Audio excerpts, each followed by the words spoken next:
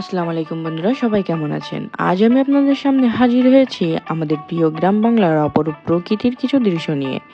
আমরা যারা গ্রাম বাংলার মানুষ, গ্রামের সঙ্গে আমাদের একটা অদ্ভুত নিবিড় সম্পর্ক রয়েছে। গ্রামের প্রকৃতি দেখলেই যেন মনটা আনন্দে ভরে ওঠে। মনে হয় এটাই তো আমাদের আপন জায়গা, আমাদের মাটির ঘ্রাণে ভরা স্বর্গ।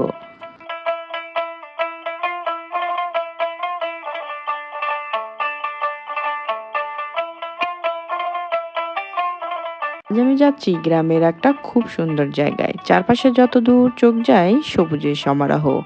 সবুজ ফসলের মাঠগুলো যেন প্রকৃতির বুকে বিছানো সবুজ চাদর।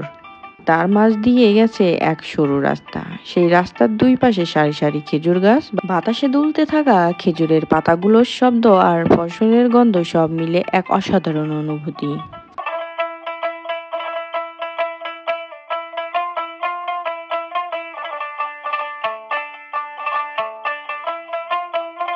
সত্যি বলতে গ্রামের এই শান্ত নিরিবিলি পরিবেশ, পাখির ডাক, মাটির গন্ধ সব মিলিয়ে মনে হয় জীবনের সবচেয়ে সুন্দর সময়গুলো যেন এখানেই কাটানো যায়।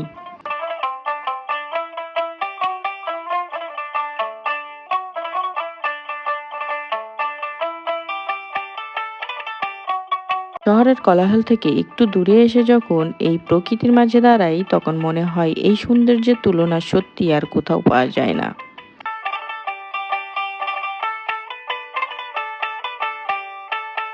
আমাদের গ্রামে ফসলের মাঠ, খেজুর গাছ, ধানের শীষে দোল খাওয়া বাতাস সব মিলে এক অপূর্ব দৃশ্য সৃষ্টি করে। এই সুন্দর দৃশ্যগুলো আমার মনকে গভীরভাবে ছুঁয়ে যায়। প্রতিবারই যখন এখানে আসি মনে হয় আবার নতুন করে আমাদের গ্রাম বাংলাকে ভালোবেসে ফেলি। তাই বন্ধুরা, যারা গ্রামের সৌন্দর্য ভালোবাসেন তারা একবার হলেও অবশ্যই এমন জায়গায় ঘুরে দেখবেন। গ্রামের প্রকৃতি শুধু চোখে নয়, মনেও প্রশান্তি এনে দেয়।